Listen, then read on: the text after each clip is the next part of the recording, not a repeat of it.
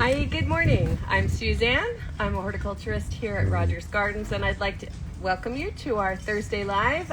Sarah's off on vacation right now. Happy anniversary, Sarah.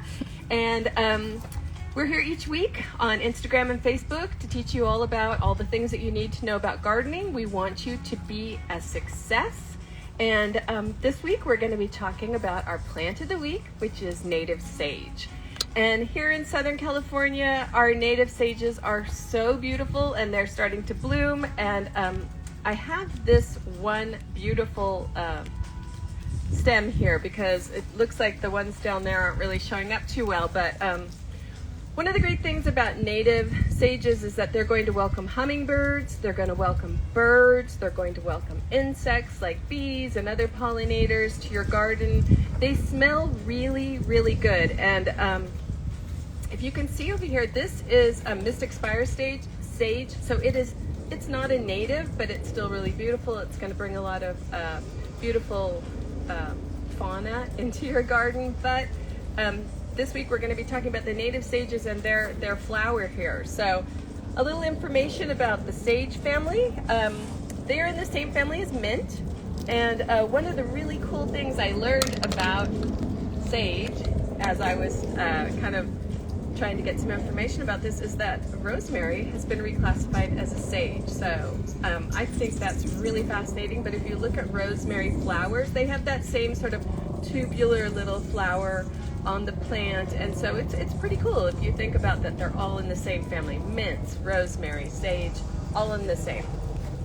And so one other thing, when we talk about sage, we're usually talking about this. When people say, I need some sage, they're usually saying this. This is regular culinary garden sage. This is bird garden, and this is Salvia officinalis. So native sages are, all sages are salvias, and but this is officinalis. And so if you want to cook, you can use the native sage leaves, but they're not going to taste quite the same. They're a little bit more bitter. You would use something like this, and we have this here in our herbaria.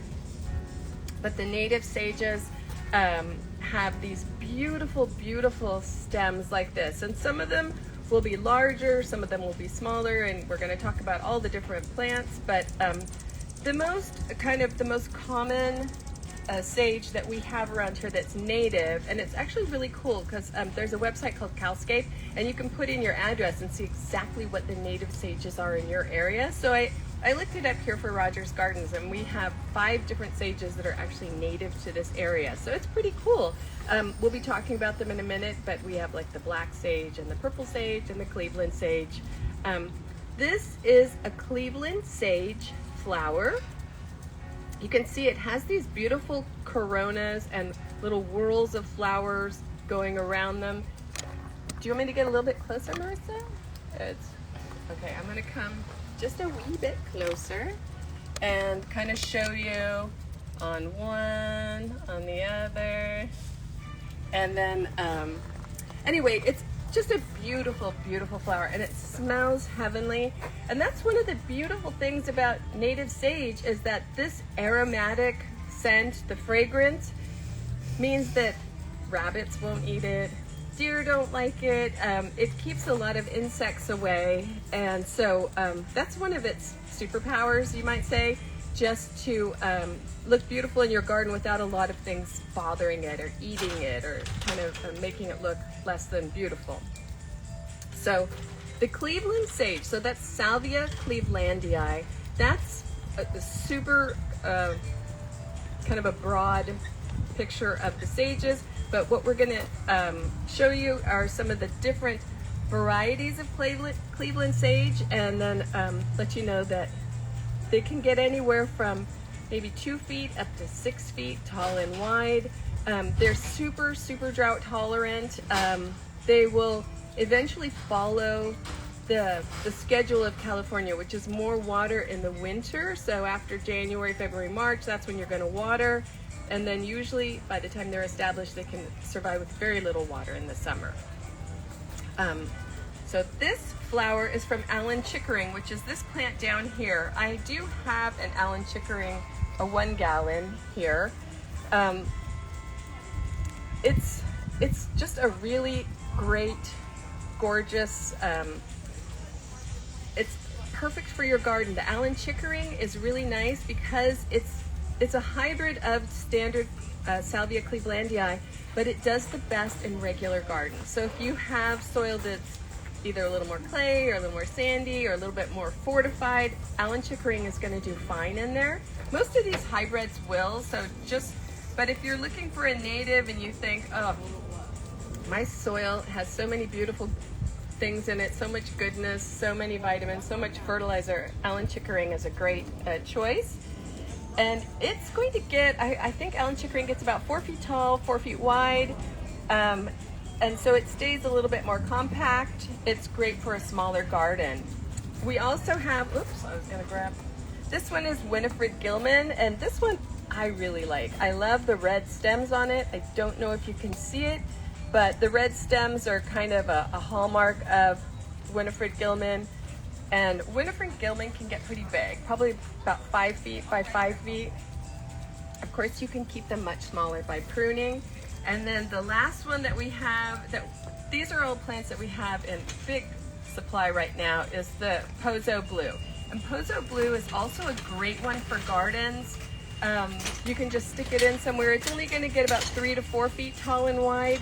It has a little bit lighter foliage, if you can see that here, and it has these little bit lighter flowers. Another gorgeous, well actually, we're just going to talk about white sage.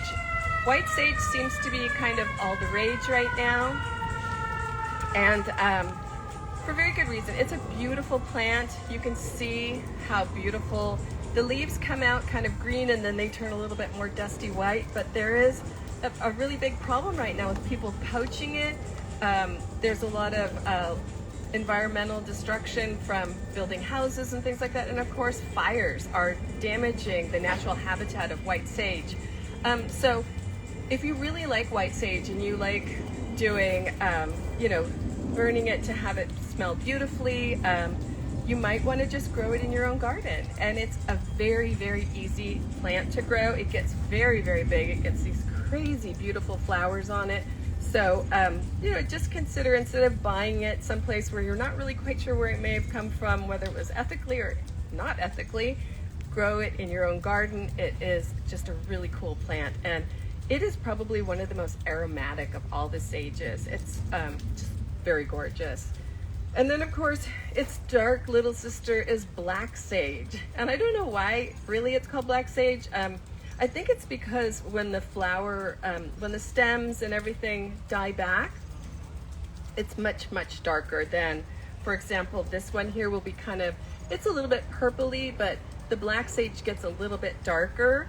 And this is actually a hybrid of true black sage, which is the most common sage in all of California, the most common native sage.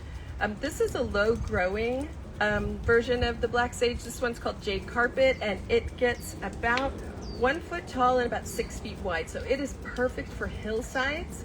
It is perfect for just putting underneath other plants, and it's really nice how it just hugs the ground and just looks gorgeous. We have another kind of a low-growing native sage called Bee's Bliss. This one is Bee's Bliss. The bees love it because the flowers are so gorgeous, but they both grow kind of similarly. This one, the green carpet, gets bigger. I think I said 6 feet, but actually it's about 10 feet. Sorry, this one is 6 feet. Just gorgeous for hillsides. Put it everywhere, put it underneath your other sage. You're gonna have a beautiful, beautiful pollinator garden. The one thing about the black sage, this again, it's not the native one. The native one is really tall, really big. It is what's considered a keystone plant. So keystone with native plants means it feeds and nourishes and provides shelter for so many insects and birds and bees and butterflies that when it's removed from a situation, there's nothing that can replace it. So it's really important to help really protect all of our native plants as well, and growing them in your garden, again, you're going to provide this home for so many different animals. And so it's not just food, it could be shelter for birds.